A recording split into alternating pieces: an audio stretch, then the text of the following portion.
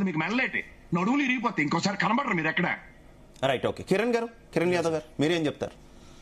Sir, ఒకటి ఇప్పటి వరకు రామరెడ్డి గారు మాట్లాడారు, కేఎస్ ప్రసాద్ గారు మాట్లాడారు, పెద్దలు. నేను చూసిన వచ్చేలోపే రామరెడ్డి గారు పెద్ద పెద్ద లెక్చర్లు ఇస్తా ఉన్నాడు.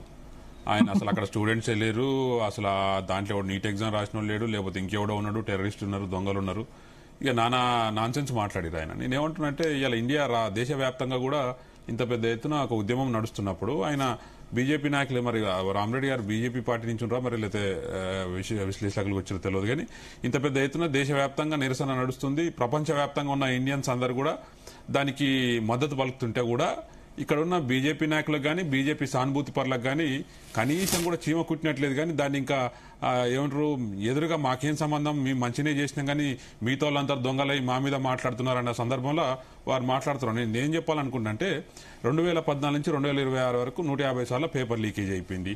ఇన్నిసార్లు కూడా ఒక్కసారి కూడా యాక్షన్ తీసుకోలేదు. నిన్ననే ఒక ఆయనకు గతంలో ఏదైతే పేపర్ లీకేజ్ విషయంలో బెయిల్ కూడా వచ్చింది, ఆయనకు సంబంధమే లేదు పేపర్ లీకేజ్ విషయంలో అని చెప్పి ఇదే నీట్కి సంబంధించిన 2015 తర్వాత ఒక నీట్ ఎగ్జామ్ జరిగితే దానికి సంబంధించిన వ్యక్తికి నిన్న క్లియరెన్స్ వచ్చింది. అంటే ఆయన నీట్ ఎగ్జామ్ పేపర్ లీకేజ్లో ఆయన లేడు అనేది నిన్ననే ఆయన క్లియరెన్స్ వచ్చింది. ఈ విధంగా ఎన్నిసార్లు దేశవ్యాప్తంగా లీకేజీలు జరిగినాయి, ఎంతమందిని మీరు శిక్షించారు, ఎంతమంది జైలుకు పోయొచ్చారు, ఎంతమంది ఇప్పుడు బయట ఉండి మళ్ళీ సేమ్ అదే వాళ్ళ డిపార్ట్మెంట్లో పనిచేస్తారు అనేది మీరు చూసుకోవాలి. ఇలా వాళ్ళు ఎవరైతే స్టూడెంట్స్ అక్కడ ధర్నా చేస్తున్నారో, గతంలో వాళ్ళు ధర్నా స్టార్ట్ చేసినప్పుడు వేరే పార్టీలు ఎవరైనా పోతే వాళ్ళకి ఇది రాజకీయ ప్రేరేపితమైన ధర్నాలు, ఉద్యమాలు అని చెప్పి ఒక ట్యాగ్ వేయాలి. ఒకవేళ పోకపోతే ఇంకా ఈ దీంట్లో ప్రతిపక్షాలు కూడా ఎవరు పార్టిసిపేట్ చేస్తలేరని చెప్పి అట్లా ట్యాగ్ చేయాలి. ఒకటి సార్, ఇలా బీజేపీకి సంబంధించిన ఏ నిరుద్యోగులైనా ఏ యువకులైనా ఇలా దేశవ్యాప్తంగా అక్కడ కూర్చొని ఏం అడుగుతున్నారు అంటే అకౌంటబిలిటీ అడుగుతున్నారు.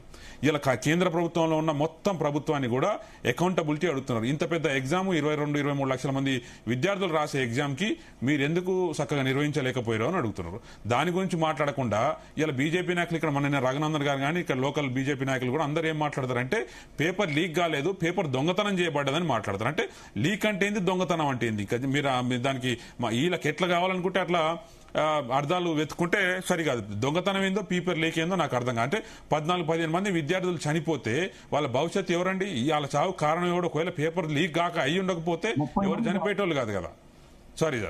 సారీ ఇంతమంది చనిపోయే ఉండేటోళ్ళు కాదు కదా సార్. ఒకటే వీళ్ళ భయం, ఇలా కేంద్ర ప్రభుత్వం భయం ఏంటంటే ఇలా ధర్మేంద్ర ప్రధాన్ అనే ఒక వ్యక్తి ఇలా రాజీనామా చేస్తే రేపటి నుంచి ప్రతి కేంద్ర మంత్రిని రాజీనామా అడుగుతారు.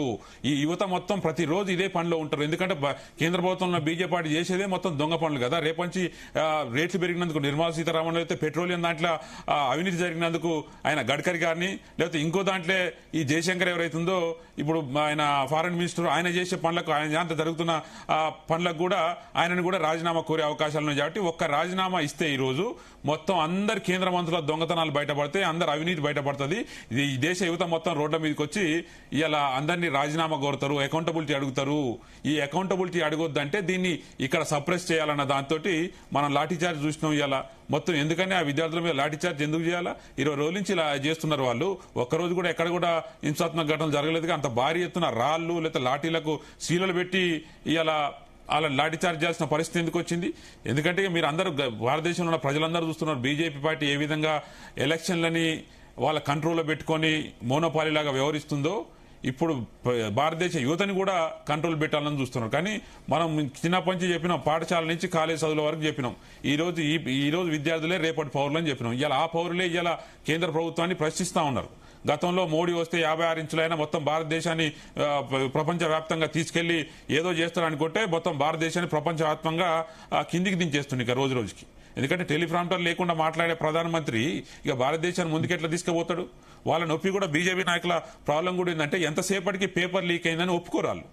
పేపర్ లీక్ అయింది, తప్ప జరిగిపోయింది, మేము ఇంకా ఎగ్జామ్ రీకండక్ట్ చేసినా అయిపోయింది, దీంట్లో పెద్ద మాట్లాడడానికి ఏముంది, సింపుల్ విషయం అన్న విధంగా వాళ్ళు ముందుకు పోతా ఉన్నారు. అంటే విద్యార్థులు కానీ యువత కానీ కోరుకునేది ఏంటంటే ఒక్కసారి 2 సార్లు 3 సార్లు పేపర్ లీకేజ్ అయినా కూడా ఎటువంటి యాక్షన్ లేదు. కాబట్టి ఈ రోజు స్పష్టంగా వాటి మీద సరైన అకౌంటబిలిటీ ఇస్తే ఎవరైనా దానికి రాజీనామా చేస్తే ఒక మొదటి స్టెప్ గా రేపు రాబోయే రోజులు దాని గురించి ఏదైనా చట్టాలు చేస్తే ముందుకు పోతారు అనేది యువత కానీ విద్యార్థులు కానీ. దానికి మీరు దాని విధంగా టెర్రరిస్టు దొంగలని మాట్లాడితే రామరెడ్డి గారు ఇలా భారతదేశ ప్రజలు చూస్తూనే ఉన్నారు, తెలంగాణ ప్రజలు కూడా చూస్తా ఉన్నారు, మిమ్మల్ని ఒప్పుకోరదు.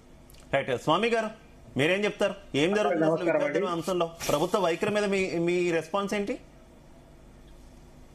ప్రభుత్వము